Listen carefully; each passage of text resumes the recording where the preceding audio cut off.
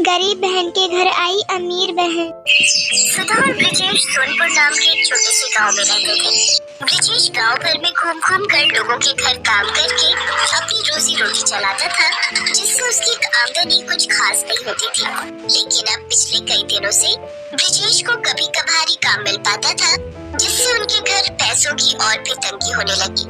ऐसे ही एक रोज सुधा ब्रिजेश से, सुनिए जी, घर में अन्न का एक दाना भी नहीं है और मेरे पास जो थोड़ी बहुत बचत थी वो भी खत्म हो चुकी है। अब आप कहीं से पैसे ले आइए ताकि हम थोड़ा राशन ला सके। तुम तो जानती हो ना सुधा, आजकल काम मिलना कितना मुश्किल हो गया है। कभी कभार ही काम मिल पाता है अब तो बस। आप परेशान क्यों होते हो जी? बस ऐसा सोचिए कि भगवान हमारी परीक्षा ले रहा है, देखना एक दिन वो सब ठीक कर देगा। तुम बिल्कुल ठीक कहती हो सुधा। अच्छा, मैं कुछ काम ढूंढने के लिए जाता हूँ।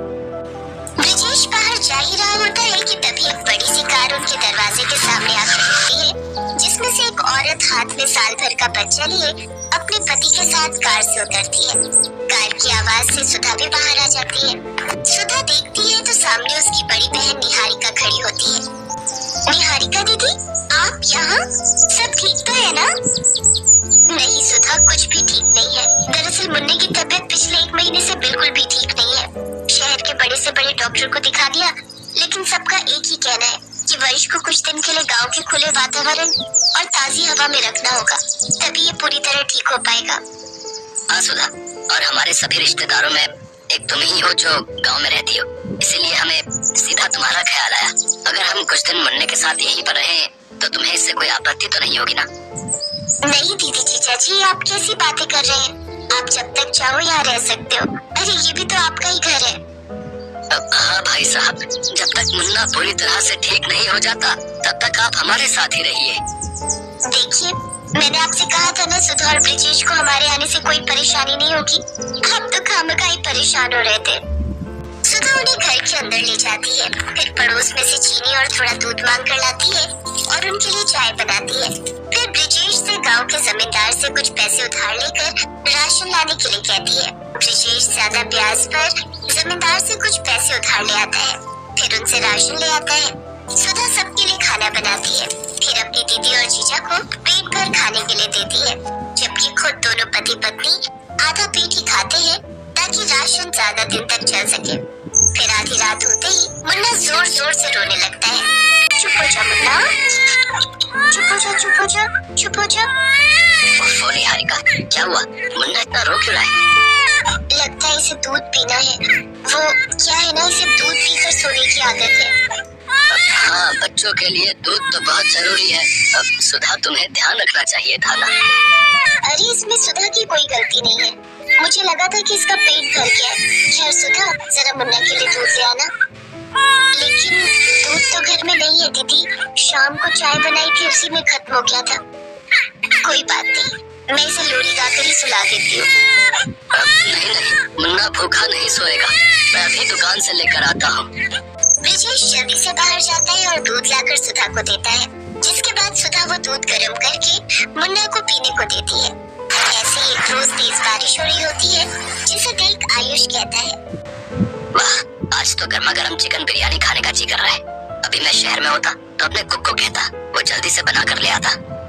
जीजा जी, आप परेशान मत होइए, आपका कुक तो नहीं लेकिन ये साली है ना, मैं बना देती हूँ।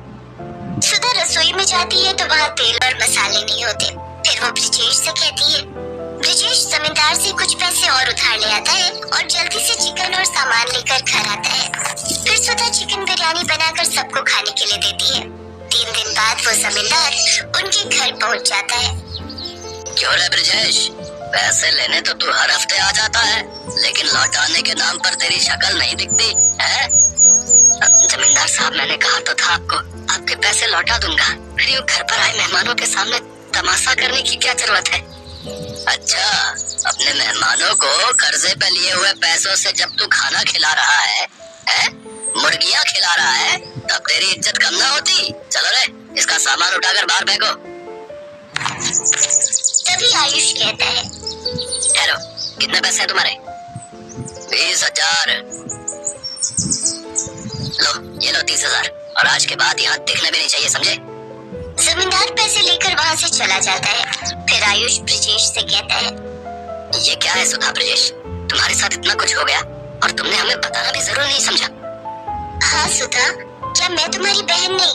तुमने भी मुझे कुछ नहीं बताया और सारी परेशानी अकेले ही झेलती रही। दीदी जीजा जी, आप यहाँ 4 दिन के मेहमान थे। हम आपको यूं ही परेशान नहीं करना चाहते थे।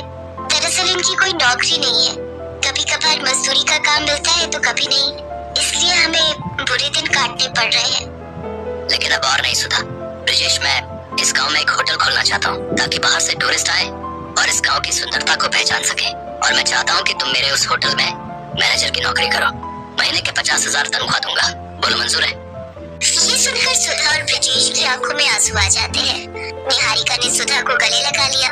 कुछ ही महीनों में उस गांव में होटल बनकर तैयार हो गया, जहां दूर दूर से टूरिस्ट आने लगे और उनकी खूब कमाई होने लगी। अब ब्रिजेश और सुधा ने भी अपना एक बड़ा पक्का घर बनवा लिया। अब उनकी जिंदगी के सारे दुख दूर हो गए और वो खुशी खुशी रहने लगे।